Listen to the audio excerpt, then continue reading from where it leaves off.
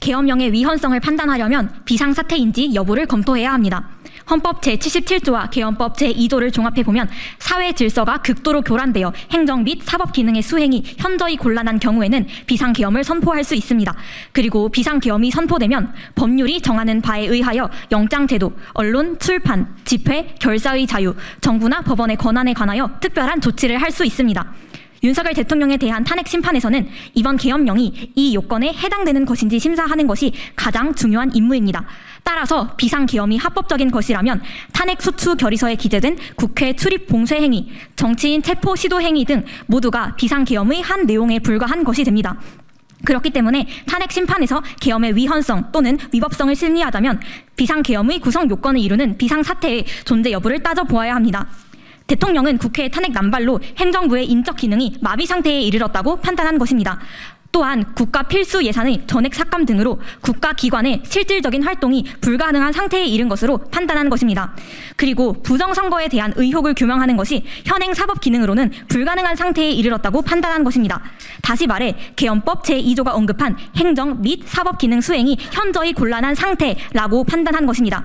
그렇다면 대통령 탄핵 심판에서는 국회의 탄핵 남발과 예산 삭감으로 국가의 행정 기능이 현저히 곤란하게 되었는지, 그리고 부정선거를 규명할 수 있는 국가 사법 기능의 수행이 현저히 곤란한 경우인지 등에 관하여 심리하지 않고서는 이번 계엄의 위헌성이나 위법성을 논할 수 없습니다. 계엄의 위헌성을 심사하려면 계엄의 목적으로 제시된 탄핵 남발, 예산 삭감, 부정선거 관련 증거들을 검증하여 사실 확정을 한 다음에 비로소 가능할 것입니다. 탄핵 남발에 관하여는 이미 헌법재판소에 탄핵 소추 사건들이 계류되어 있습니다. 이 사건들을 먼저 심사해야 국회가 탄핵을 남발한 것인지 아닌지를 알 수 있습니다. 그래서 이 사건들을 대통령 탄핵 심판 이전에 결정되어야 합니다. 하지만 이진숙 방통위원장에 대한 탄핵 심판 한 건을 제외하고는 다른 사건들은 아무런 진행이 없습니다.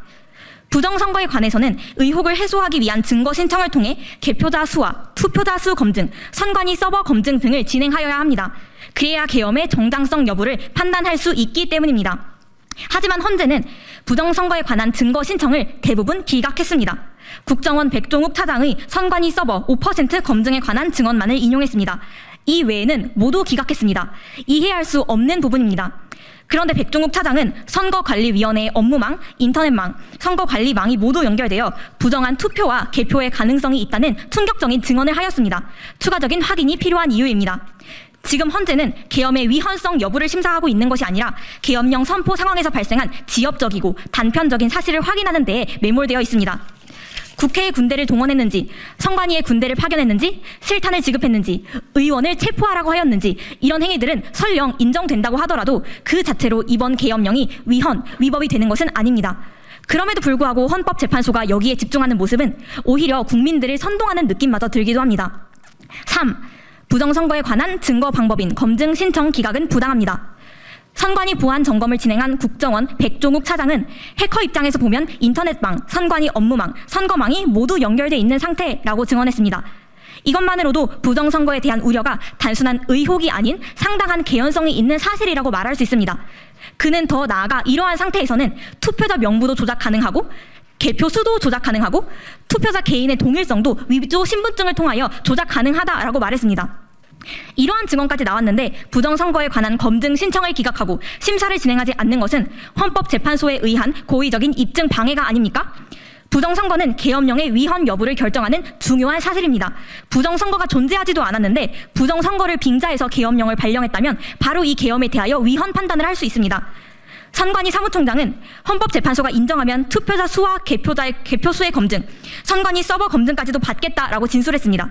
그럼에도 불구하고 헌재가 부정선거에 관한 증거 신청 자체를 기각하는 것은 이해할 수 없습니다. 헌재가 과연 공정한 기관인지 의심할 수밖에 없습니다.